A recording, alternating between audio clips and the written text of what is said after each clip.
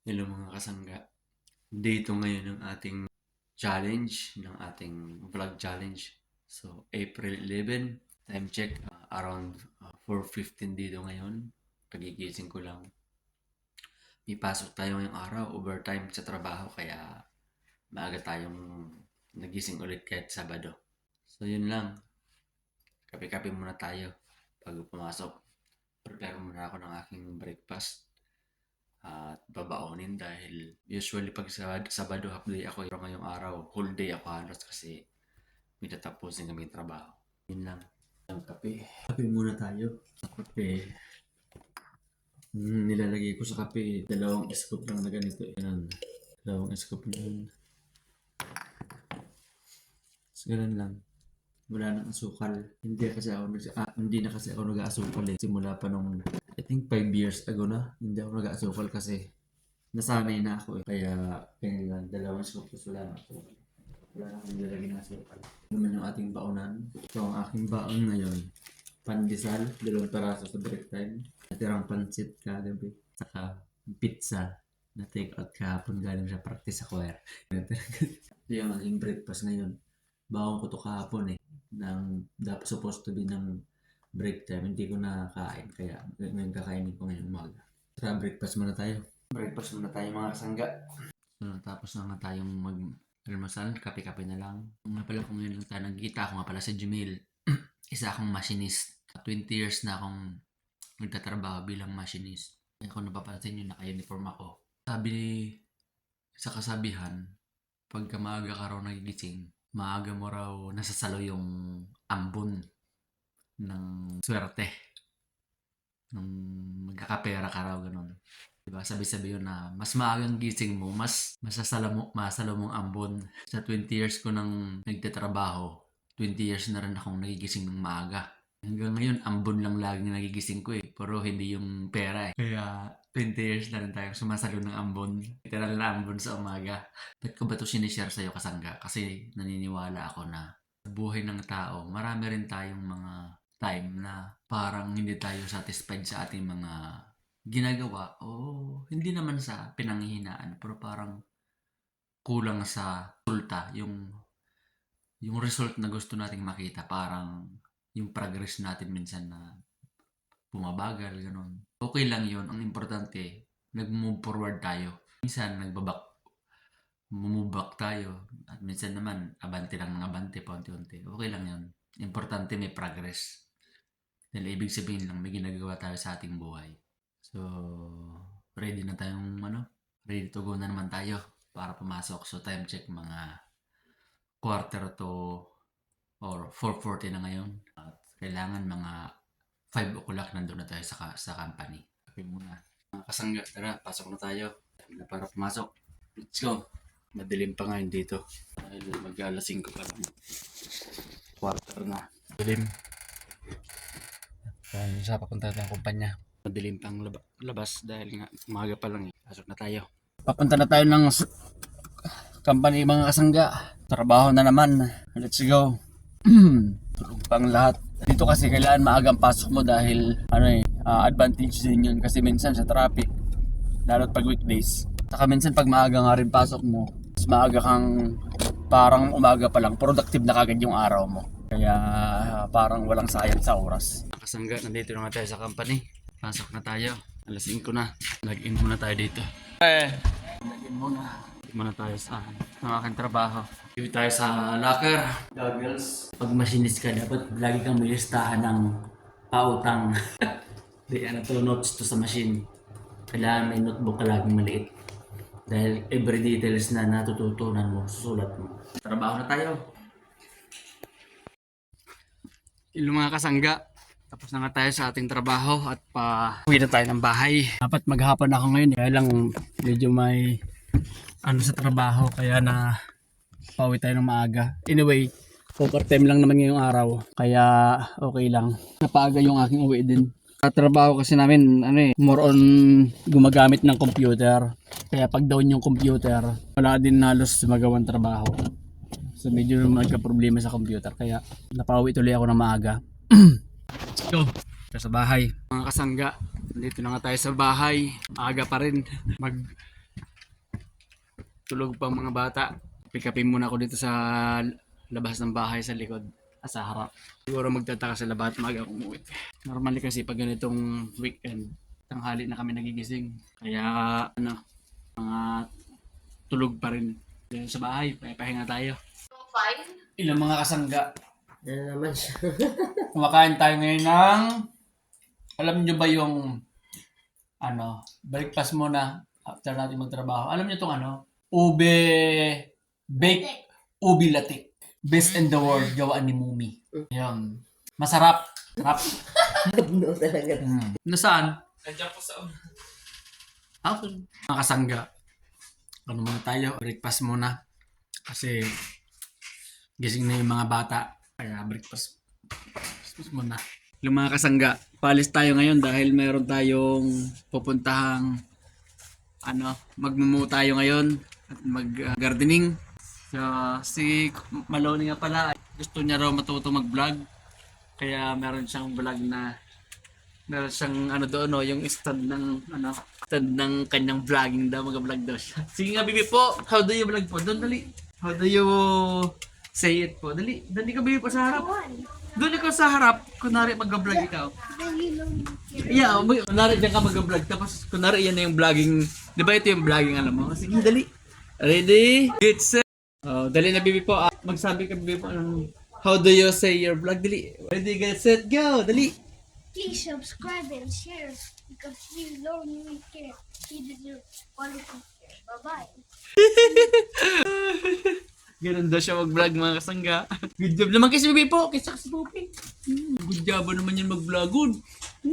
Banguhin. Kiss mo si Poping 3 kisses. Grabe. You're lone weaker pala. You deserve quality care. Good job naman yan. Gusto niya raw mag-vlog gaya ni Poppy. Paalam na sa mga kasangga. Sabay kasangga, alis mo na si Poppy dahil mag-moving. Grabe, may flying kiss pa pala talaga yun. Hello mga kasangga, nandito na nga tayo sa sakyan at papunta na tayo sa mowing. May isa tayong imo-mowing ngayon. Let's go, kasama ko pala ngayon si Matbi. Dahil saktong Sabado ngayon at wala pa rin silang pasok ngayon kaya naisama ko siya. Say hi sa mga kasangga, be. Hello mga kasangga. Let's go. Pagas muna tayo. Mga kasangga, pagas muna tayo. Nakita ko yung presyo ng gas. Mahimatayin ako eh. Actually, nagmura na yan eh. Ayun oh. Actually, nagmura na yan eh. Nakaraan, masyadong mataas yung presyo niyan. $2.17 per liter. Ang mahal. $2.17, $7.5. Actually, nagmura pa yan. Pagas muna tayo dahil nandito sa mower. Kailangan kong lagyan ng gas yung ating container. Saka ng ating sasakyan din. Dito nga pala, self-service ang dito. Ang gasolina dito self-service dahil tayo dito eh. Mahal ang labor. Self-service. 2.175 per liter. Yung presyo ngayon. Nagmura pa yan. Dati umabot ng diesel nasa $3.07 ang per liter. Ang mahal. Kaya na sobrang taas ng diferensya kumpara sa gasolina. Gasolina 2.175 yung normal na yung regular na gasolina. Pero yung diesel grabe. Ng mga kasangga, mahal ng gasolina. So nagpagas tayo mga kasangga ng mga nakita ko, mga nasa 50 liters din yung napagas natin eh. Hindi pa nga full tank yun eh. So nagbayad ako ng mga nasa $110. Napapakray ako eh sa presyo eh. Mahala na ngayon pati yung mga gasolina talagang yun ang talagang presyo na ngayon eh. Tara na, punta na tayo sa mowing. Yung mga kasangga, nandito na nga tayo sa yard at ititrim natin yun, yung yung puno na yon at saka itong yung plants na yan ititrim natin para maging maayos. Lang, trabaho muna tayo. Yung mga kasangga, natapos na nga natin ng ating gardening ngayon. At dito nga nakikita namin yung heart shape.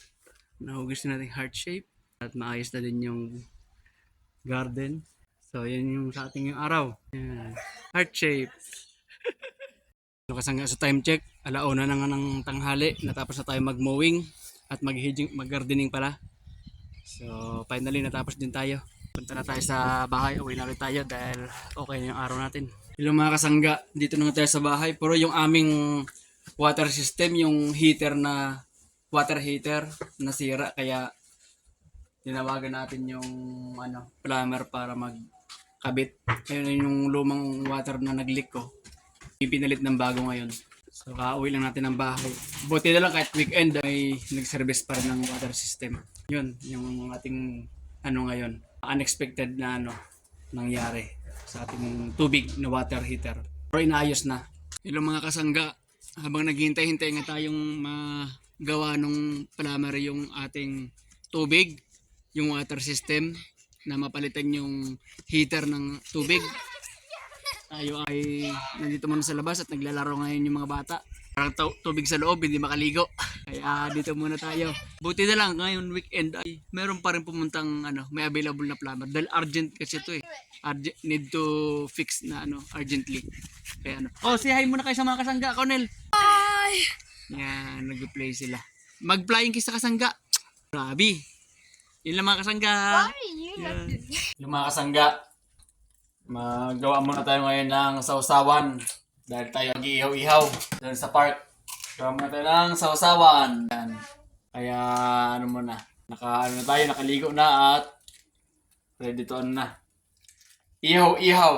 Gawa muna tayo. Yung mga kasangga, papunta tayo ngayon sa park dahil mag-ihaw-ihaw tayo. Say hi, Connell po! Sa ating mga kasangga. Hello! Ihaw-ihaw muna tayo at bukas may pasok na naman panggabi. Tara, let's! Yung mga kasangga, nandito na tayo sa ihawan. Ihaw-ihaw muna tayo. Linis tayo dito ng ating ihawam. Nandun yung mga kids. May naglalaro. Dito yung pwesto natin para maganda dito. Ihaw-ihaw muna. Ihaw tayo ng baboy. Si baboy dito. Sarap po. Yan. Belly yan. Meron din tayong hipon at saka isda. Yan. Saka nandun sila. Nag-prepare ng pagkain. Say hi mga kasangga. Ito yung ating pork liempo. Sarap nito. Yan.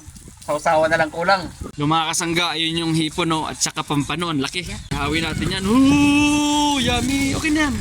Meron pa yung Sarap-sarap niyan. Tsaka sugpo na yan. Hindi lang hipon basta-basta. Sarap. Ayun mga kasangga, tingnan niyo yung kangkong at saka pampano. Sarap. At matapos ng ating sugpo, ayun na rin ang barbecue, pork barbecue. Yung mga kasangga, so natapos na tayo mag-ihaw at nandito na tayo ngayon. Time to eat na. Nandito na tayo ngayon. Ay, mag-say hi kayo sa mga kasangga. Hello, Mga kasangga! Kain na na! Dilim na. Diyan nga mga kasangga ang ating inihaw at ang ating mga may gulay, kangkong at okra, sige. prawn at saka Carry on. pampano at saka yung baboy. Sarap! Let's go! Yung mga kasangga, natapos na nga tayo sa pag-ihaw-ihaw. Pauwi na tayo ngayon. Ano sila na sa sakyan, no? Ang lamig na ngayon. Paggabi na kasi, time check, na rin. Alas 8 na rin. Lamig na. Sabi, uwi na tayo sa bahay. Yung mga kasangga, nandito na tayo sa bahay. Ang lamig sa labas. Nung nandun tayo sa may playground, sa ihawan. Grabe, nanginginig-ginig kami sa sobrang lamig. Kaya naka-jacket kami lahat. Dito na tayo sa bahay, kain muna tayo ulit. Ng panghimagas. Yung mga kasangga, kaya nga na tayo ngayon dito sa nag-relax na tayo sa massage chair. Tapos ng ating araw. So, ito yung ating second day ng ating 365 vlog challenge ng ating daily vlogs. So yun lang mga kasangga, maraming salamat sa pagsama sa amin ngayong araw sa ating second day. And lahat tayo please follow naman at i-share mo na rin to. At mag-subscribe ka para updated ka sa ating mga susunod na video. Nag-relax-relax na tayo dito sa massage chair dahil nga ay gabi na rin, time check. 9:30 na rin ng gabi. Si babay na po, Connell, mga kasangga. What do you want to say to our kasangga po? What do you want to say? Do you love our kasangga? Yes. Si mag-flying kiss na sa ating mga kasangga po. Bye mga kasangga.